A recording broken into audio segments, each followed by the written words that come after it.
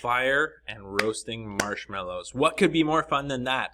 So with this demo, it is an opportunity for students to actually learn some outdoor survival skills at the same time, depending on your comfortability with the practice. I mean, by and large, you should try this by yourself and have it as a skill for yourself. It's fun, it's easy, and it's something that allows you to be able to start a fire anywhere you are. So all it requires is you to go to Canadian Tire or an outdoor store and get one of the very cheap, very accessible sparkers that you can start a fire with. And then the other materials that you need are cotton balls and Vaseline.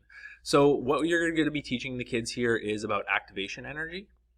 You're also going to be teaching them about the three kinds of energy and heat transfer: convection, conduction, and radiation.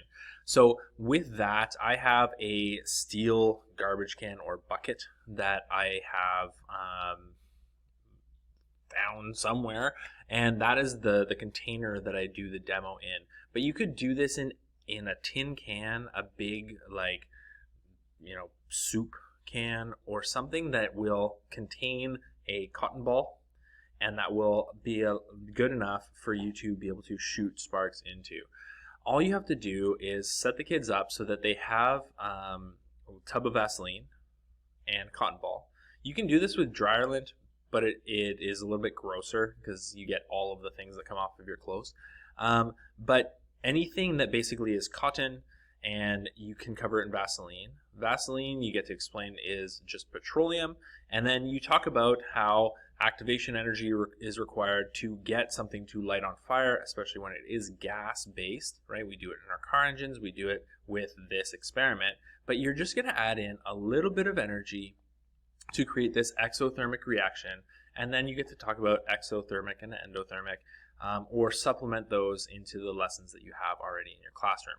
Now, from there, what you're going to be doing is getting each kid, once you show them how these sparkers work, for $30-ish, you could get 3 sparkers, and you go and you let them light the cotton balls on fire, preferably on cement or on gravel.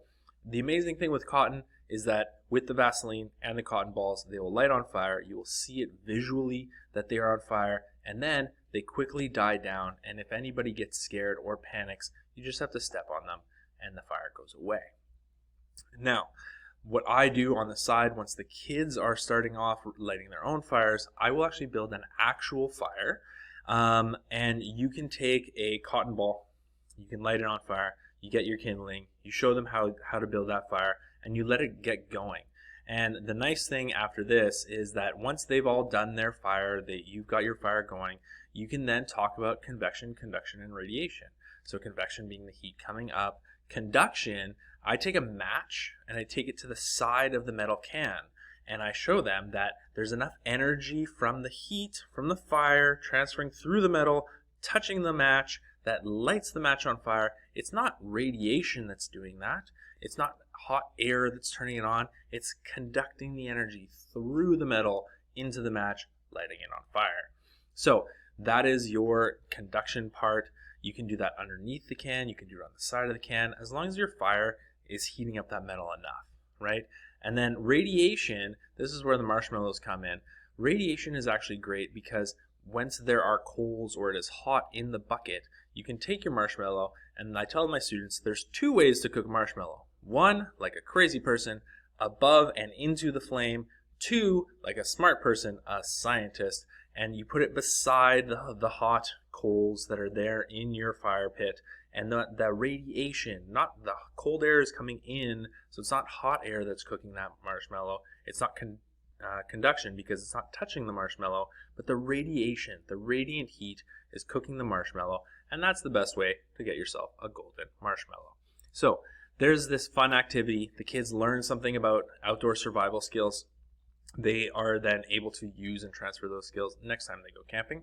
They also learn about cooking marshmallows and convection, conduction, radiation, activation energy, and endothermic and exothermic reactions. Beautiful, all tied together, nice and easy.